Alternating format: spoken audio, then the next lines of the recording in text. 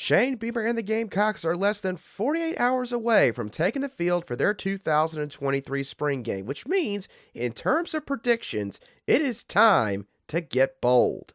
You are Locked On Gamecocks, your daily podcast on the South Carolina Gamecocks, part of the Locked On Podcast Network, your team every day.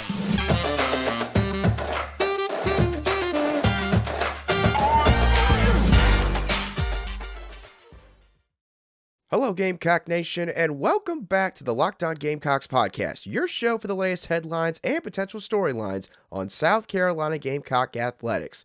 I'm Andrew Lyon, the host of this podcast, and also a staff writer for Gamecocks Digest over on SI.com.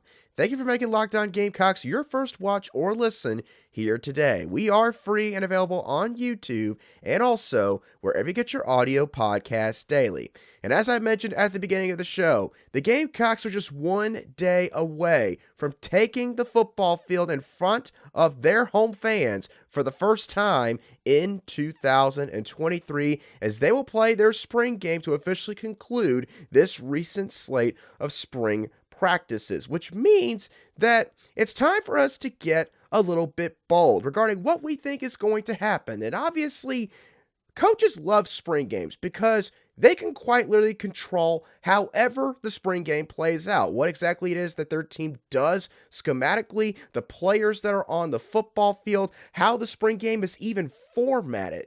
They have their fingers on every little aspect, but that doesn't mean that certain things couldn't happen in this game. Well, we're going to talk about a couple of different bold predictions that I have on today's show. To start off, let's begin with Spencer Rattler and Xavier Legette, one of South Carolina's most experienced wide receivers on the roster this season. I think that Spencer Rattler and Xavier Legette are going to connect for the longest completion on the entire night. And this one is just going off a complete hunch for a couple different reasons. Firstly, if Antwane Wells plays at all in the spring game, I would imagine that he's only going to be out there for maybe a series before they tell number 3, okay, you could sit on the bench and drink all the Gatorade that you want for the rest of the night. And if that does happen, then that means that Xavier Legette and Amarian Brown and a guy like Eddie Lewis might see a lot more snaps compared to, of course, Juice Wells at the start of the spring game. Xavier Legette, I've mentioned this before, I think that there's one of two ways to utilize him when it comes to certain route concepts. One, get the ball out to him quickly and let him use his physicality and his overall size and muscular frame to essentially punish SEC defensive backs that try to tackle him in the open space. Or two, have him go down the field. Don't have him go on like some sort of one-cut comeback route where he's only running like 5-6 yards down the field. Let him go run a post route or a streak or a deep dig route. Let him get like 20 plus yards down the field and let that guy run. I believe Xavier Legette is from Mullins, South Carolina. If that's the case, then this analogy is quite fitting. Xavier Legette runs like a thoroughbred. He is a guy that has got some really good speed behind that frame of his. And I obviously think that Xavier Legette has got a massive chip on his shoulder, considering the fact that he knows that this is his last chance to really just prove to everybody that he can be what he was, say, against Notre Dame for the majority of a football season. And Spencer Rattler, we all know, of course, what number 7 can do. So I think that these two are going to connect for some type of spectacular deep passing play on Saturday night. That is my first bold prediction for the spring game. My second bold prediction, I think that TJ Sanders, the rising third-year defensive lineman for the Gamecocks defense, is going to lead that unit in sacks by the end of the night. I'm a big TJ Sanders fan. I think that if it weren't for the depth that South Carolina has on the interior defensive line, with obviously the veterans like Tonka Hemingway and Alex Boogie Huntley, it would be a guarantee, no question, that TJ Sanders would be a starter in this unit. Honestly, I think that TJ Sanders would start for the majority of Power 5 football programs. He reminds me a lot of a Tonka Hemingway, a guy that was a multi-sport athlete coming out of high school, and a guy that can affect the game both in the pass rushing department and the rush defense department as well. But I think that for TJ Sanders, his skills and strengths primarily lie towards pass rushing. He's a very good athlete for his size, and he's also got a very high motor to go along with that. Plus, you look at the edge situation right now and the lack of depth. Don't be surprised if TJ Sanders maybe gets some snaps out there. Obviously, they're already down to 4 or 5 scholarship players at that spot. So some other guys are going to have to go out to those areas just to give those guys a bit more of a reprieve than everybody else is going to get. TJ Sanders could be one of those guys, and I think that he's going to perform quite well, and I think that he's going to get the better of some of his fellow offensive line teammates on Saturday night. He's a guy that I'm very excited to see how he performs with the added snaps he'll get because of the fact that, unfortunately, Tonka Hemingway has missed all spring practice with a prior procedure that he had done on him. Now, those are just 2 of my 3 bold predictions for South Carolina's spring game. My third one happens to also talk about South Carolina's offensive line in some capacity, and more particularly a young buck who could maybe play sooner rather than later. We'll discuss that bold prediction in just a couple moments right here on Locked On Gamecocks. Today's show is brought to you by Built Bar. If you are somebody that maybe has not been following up on those New Year's resolutions that you made back in January, first of all, don't get down about that because I follow along in that same group and I promise you, you're most certainly not the only one. But if you're looking to get back on track regarding those resolutions, then Built Bar is one of the best choices to make when it comes to your daily protein selection. Why? Built Bar is covered in 100% real dark chocolate. It comes in a variety of flavors. If you like coconut, Built Bar's got it. If you like churro, Built Bar's got it. If you like mint chocolate chip, banana cream pie, for gosh sakes, Built Bar has got it. They are only 130 calories. They still have 17 grams of protein, and don't worry, they only have 4 grams of sugar per bar. And here's the other thing. You can go to your local Walmart or Sam's Club right now to get Built Bar. You can grab a 4-bar box in the pharmacy section at Walmart, or if you like to buy in bulk, you can go to Sam's Club and grab a 13-bar box. Built Bar is where tasty is the new healthy.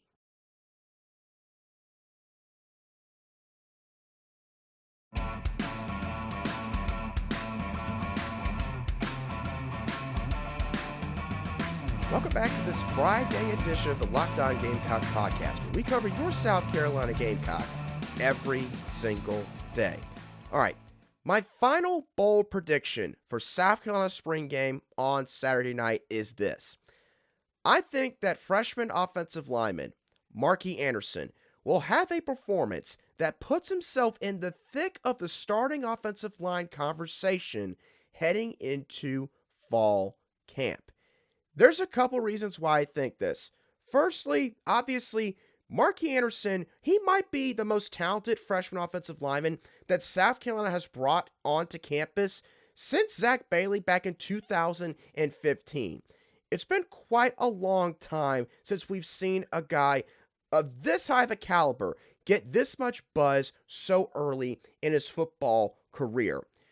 Markee Anderson has got a balanced skill set. He is a rare guard, in my opinion, that could do well both in pass blocking and also run blocking. He's a guy that moves well laterally. He can perform a variety of different blocks in terms of pull blocks, reach blocks, obviously combo blocks, working downfield towards the linebackers. You name it, Markee Anderson can do it. He's already received a lot of praise from Lonnie Teasley, the current offensive line coach at South Carolina, who says that he is an SEC offensive lineman. And try to shy away from saying that he, might play in year one, but it's very clear that based on the previous comments made by Coach Teasley, that Markee Anderson is just different than most freshman offensive linemen. And now here's the other reason why I think he could very well catapult himself into the starting conversation this upcoming fall. The offensive line unit apparently did not have a good scrimmage back on Tuesday.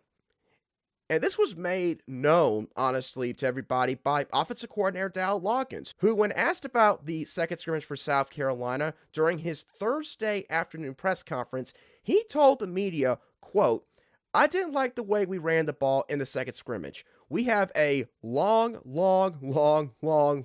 way to go as far as that goes. And I would probably say we took a step back, to be completely honest. It's part of the process of trying to figure out who the best 5 offensive linemen are, what schemes we're good at. From a skill standpoint, we took a step forward. In the run game, we took a step back." Essentially, Dow Loggins was saying the offensive line did not do good enough on Tuesday, because the skill positions obviously includes the running back unit. So basically, it sounds like that the running game just didn't have much of a chance to begin with because of the offensive line. Now, obviously, maybe that was a one-off, but you also have to consider this. The Gamecocks are 4 weeks into spring practice, 5 weeks now. You ought to be getting better as spring goes along on the offensive side of the ball, not regressing. So, with all that being said, I think Markee Anderson is going to do good enough on Saturday night, no matter how the lineups are divided based on what they've done with their player draft or whatever. I think that the coaching staff will walk out of Williams-Brice on Saturday night and say, we got to find a way to get number 58 on the football field this fall. And I think that's exactly what Markee Anderson is going to do on Saturday night. What are your bold predictions for South Carolina spring game? Let me know down below in the comments section, or shoot me a direct message on Twitter at @aline_SC. But that is not the end of today's show. For the second half of this show, I'm going to show y'all an interview that I did with Mike Huesmann, who is a commentator when it comes to the transfer portal in college football. Mike Huesmann is a very knowledgeable guy. He's a former college football coaching analyst, so he knows the game quite well. And we talked about a plethora of things, from how this portal window is going to be different to potential targets that South Carolina could go after, and much more. So, without further ado, let's kick it on over to my interview with Mike Huesmann.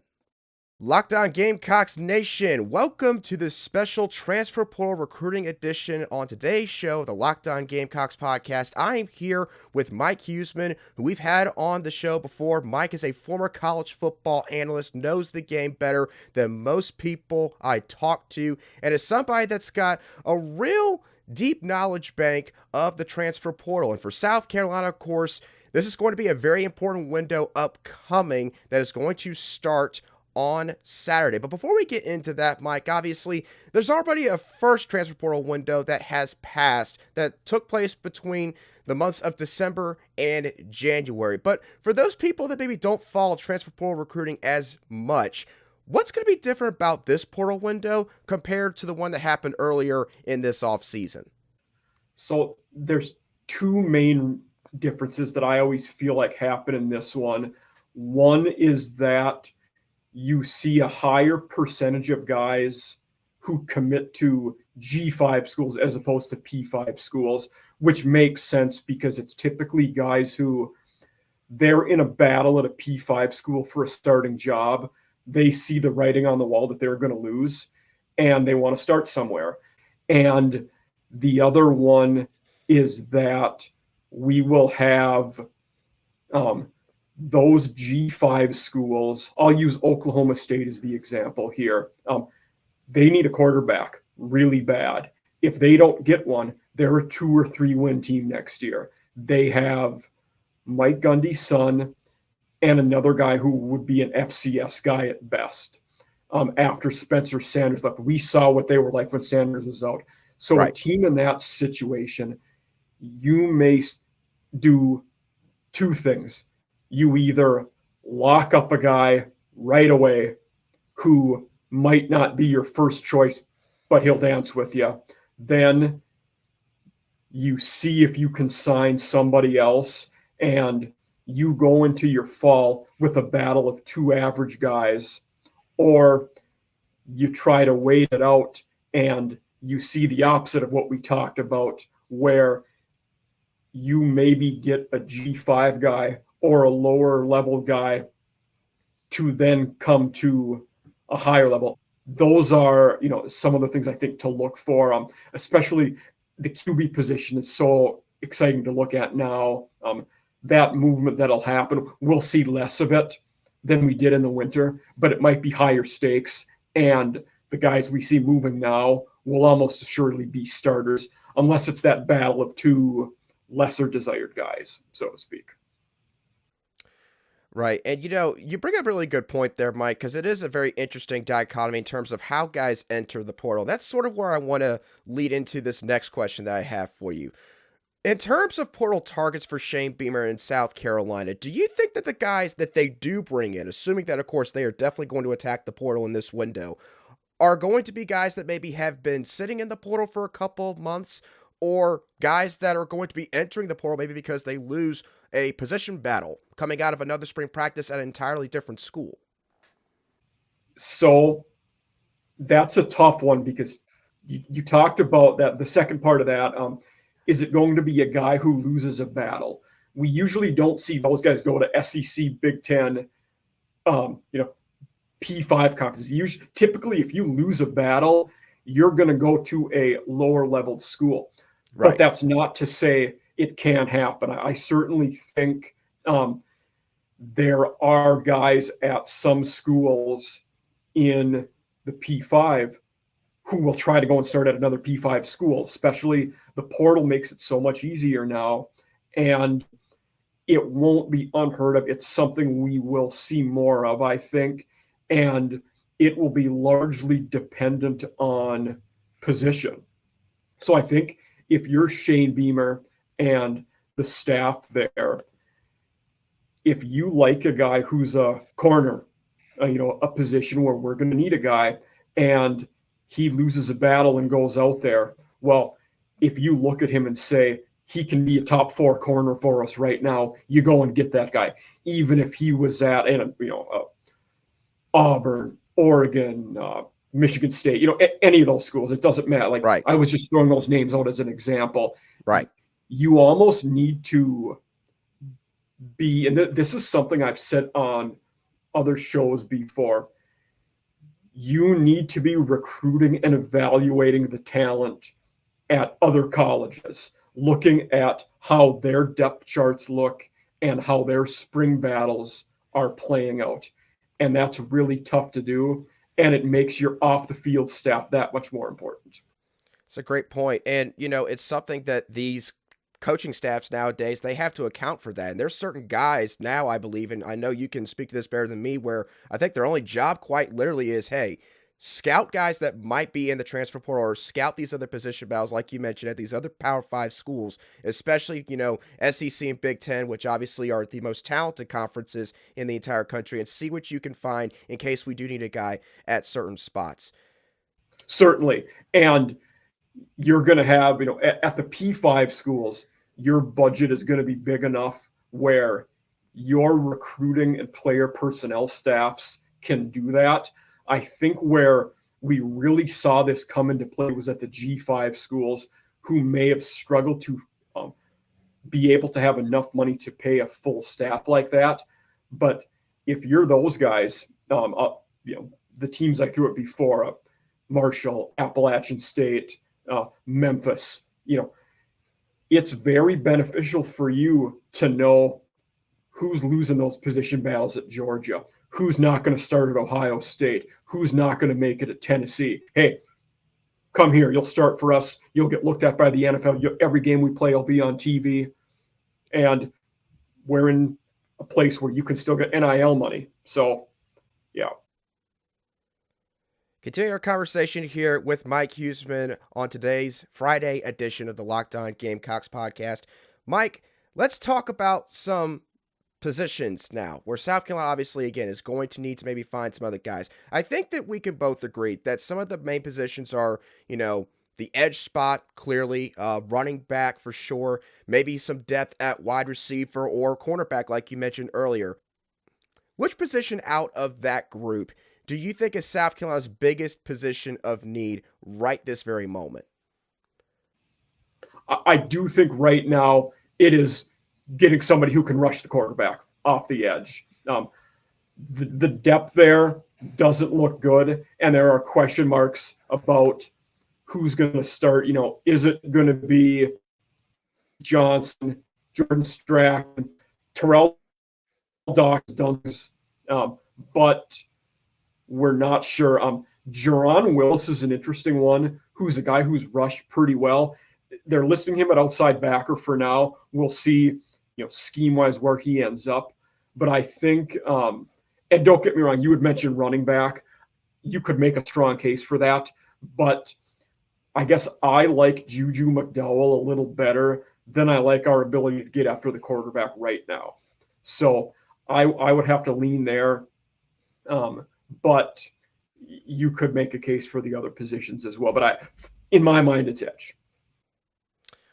Right, and edge is definitely, I think right now they're down to 5 or 6 scholarship players, which for an SEC football team, that's certainly not something that you want to be dealing with nearing the end of spring practice. And, Desmond Meozulu, true freshman player, could end up being a starter week 1 against the North Carolina Tar Heels. And as good as he is, it's hard to start as a true freshman in the trenches in the SEC. So, since you mentioned the edge position, let's talk about a specific target in Derek McClendon II, a guy that was at Florida State the last few years. He really seemed to come on in that Seminoles defense this past season and was sort of a surprise entry in the portal about a month and a half ago or so. And he's visited South Carolina, so he seems to be somebody that this staff is looking at. Do you think that McClendon could end up in Columbia at the end of the process, or do you think maybe there's somebody else, maybe that we don't know for the most part right now, that could wind up here playing for South Carolina? I certainly think that McClendon is a strong target for the Gamecocks. I don't think at this point a guy like him, you're not going to visit anywhere where you're not seriously considering, just because the window is closing. Even though it just opened up, this one's only 15 days. You can't really mess around, and at most, absolute most, you're going to be able to get 3 visits in if you haven't done it yet. So McClendon certainly could be a guy. We don't know at that position who else might enter, the portal. It's always, and I'm glad you didn't ask this, because some people say, well, who do you think might go in the portal? There's really no way to answer. Sometimes at QB you can. There are situations at quarterback where it's like, oh, this guy will. But right. Beyond that, it's tough. Another good edge guy who's out there is Byron Vaughns. He was at Utah State this past year. Has visited Florida State recently, which could be a McClendon replacement. It also sounds like Purdue is probably, in fact, the front runner to get him. There were also multiple Texas A&M edges who entered the portal after last season, like 3 or 4 of them. I believe 1 or 2 is still in the portal. I know Marcus Burris is. Donnell Harris, I had heard committed to Louisiana Monroe. I didn't see that as an official, but it sounds like that's where he's going to end up. But some of the A&M guys who had talent were also out there. And Cavante Henry was at Oklahoma, who it wasn't surprising he entered the portal, because out of the top 5 edges that were in the portal, 2 of them committed to Oklahoma. So it made sense that some of their guys further down the depth chart did enter. So Henry is a guy who could enter and will have 4 years of eligibility left. So, and also, now he went there after Beamer, but some of those connections still are obviously going to be there. So, yeah, I think Cavante Henry is a guy to watch for. Well, it definitely sounds like that South Carolina has got plenty of players that they could wind up targeting over the next 2 weeks. Again, the second transfer portal window is starting on Saturday, the day of South Carolina's spring game. So this coaching staff, No days off for them. They're going to be going straight from the spring game and spring practice right into recruiting, both high school recruiting and also the transfer portal. So definitely a lot to watch for South Carolina over the coming weeks. Mike Huesmann, thank you so much for coming on to today's show. If you are interested in looking at more information regarding the transfer portal in all of college football, you can find Mike Huesmann on Twitter. His @ is @HuesmannCFB. For those of you listening to today's show on an audio podcast app, that's spelled HuesmannCFB, all caps for college football. If you are interested in more information regarding South Carolina's spring game, I'm going to be talking with John Garcia Jr. on a separate show later today regarding high school recruits who are going to be visiting Columbia on Saturday. And then, of course, I'll do a recap of South Carolina's spring game on Sunday. So do not miss out on all that content coming your way right here on Locked On Gamecocks. Thank you for tuning in to today's show. Have a great rest of your Friday and a fantastic weekend. And I will catch y'all on the next show of the Locked On Gamecocks podcast.